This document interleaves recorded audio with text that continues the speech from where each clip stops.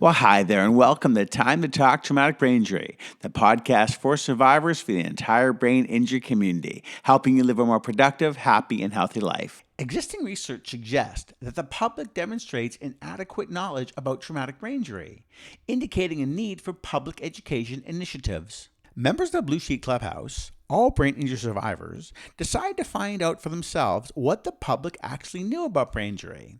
They constructed a survey on their own, and they went to a coffee shop to interview participants that were willing to take the test, ranging in age and gender, and asked them to anonymously complete a 15-item self-report survey designed to gather demographic data and to evaluate knowledge about head trauma, its effects, recovery, and so forth. Participants were to choose between the answers true or false. Here are the 15 questions that were asked of the participants. You should try to answer these questions on your own as well, and you'll see how you do at the end of the podcast. Number 1, a head injury can cause brain damage even if the person is not knocked unconscious. Number 2, it's obvious that someone has had brain damage because they look different from people who don't have brain damage. Number 3, it is possible that a person's personality will change after a brain injury. Number 4, problems with irritability and difficulties controlling anger are common in people who have had brain injury. Number 5, brain injuries may cause one to feel depressed, sad, and hopeless. Number 6, people in a coma are usually not aware of what is happening around them. Number 7, even after several weeks in a coma, when people wake up, most recognize and speak to others right away. Number 8, sometimes a second blow to the head can help a person remember things that were forgotten. Number 9, people who have suffered a brain injury can forget who they are and not recognize others, but be normal in every other way. Number 10, once a person is able to walk again, his or her brain is almost fully recovered. Number 11, people who have had one brain injury are more likely to have a second one. Number 12, once a person's recovering from brain injury feels back to normal, the recovery process is complete. Number 13, how quickly a person recovers depends mainly on how hard they work at recovering. Number 14, most people with brain damage are not fully aware of its effect on the behavior. Number 15, and the last one, complete recovery from a severe brain injury is not possible, no matter how badly a person wants to recover.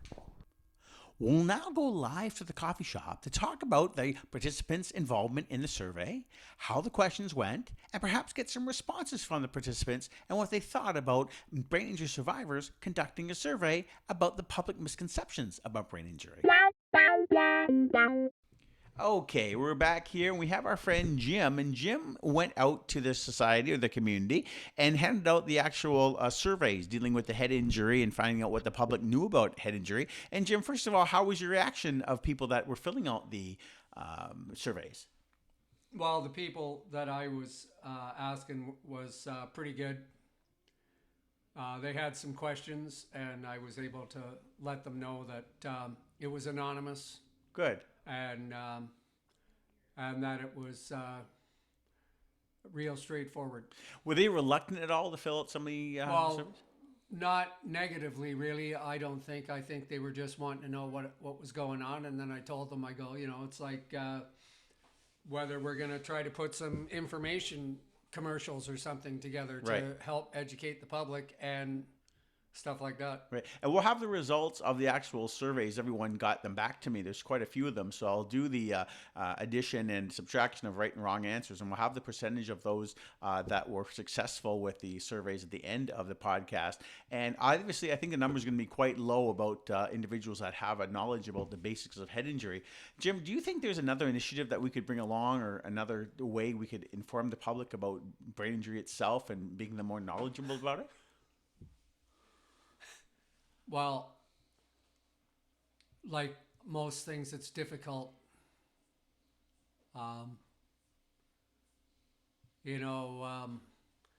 There's the media, whatever form it's taken, whether it's on the internet or stuff. And you can do it and some of the people will see it, and a lot of them won't. Okay. And so it's going to be talking to you guys. That's going to be our next project, is trying to come up with an initiative that will show people some information about head injury. Yeah, sorry. Talking about it in early high school, having people doing presentations at high school, because so many of us start getting injured when we're playing more serious sports. Yes.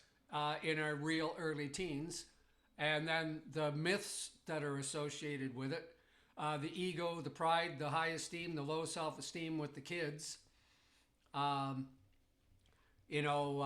These are life-changing things, and the ignorance and stuff that goes along with it. That would be a great place to start educating people. You know what, Jim? I've gone to a couple high schools now, grade 12 and 13, and I've done some presentations on brain injury in different parts of the brain and what's affected with different injuries and things. And it's not their ignorance; they just don't understand. They have never had this information given to them before, and they have no idea about the significance and the severity That's what of a head I meant injury. by ignorance. For me, the term ignorance, when I learned that there was a real definition of it, is just where people just don't know. Yeah. Through no fault of their own. And so I think it'd be really great, and when we figure out the numbers and after this podcast, to come up with some really creative initiatives that we can help to instill into the public and get their knowledge about brain injury. It'd be really fun. That would, even earlier than grade 12 and 13, right when they're getting in, because now they're getting into the sports that are the types that they need to get parents signed. Maybe they don't anymore, but the kind of sports where you're going to get injured. Yes. Like going to, not somebody's going to get injured. Exactly. It's just the nature of the sport. Exactly. Okay. Yeah.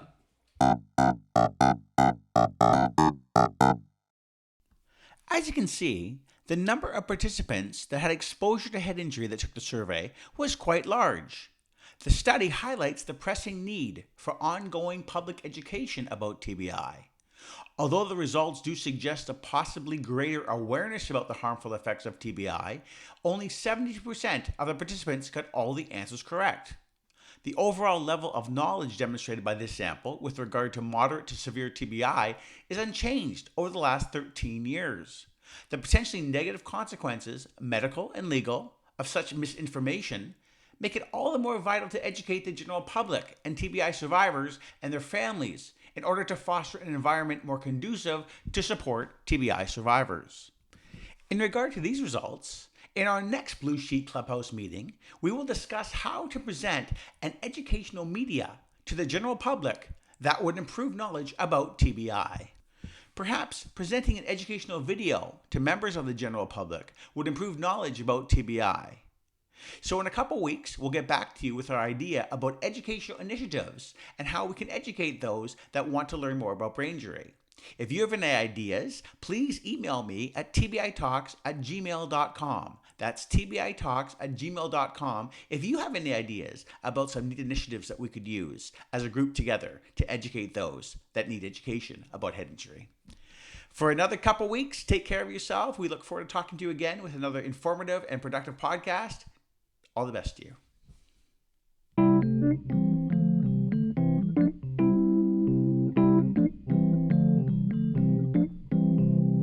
Views and opinions expressed on this podcast are solely those of the Time to Talk TBI panel and other contributors.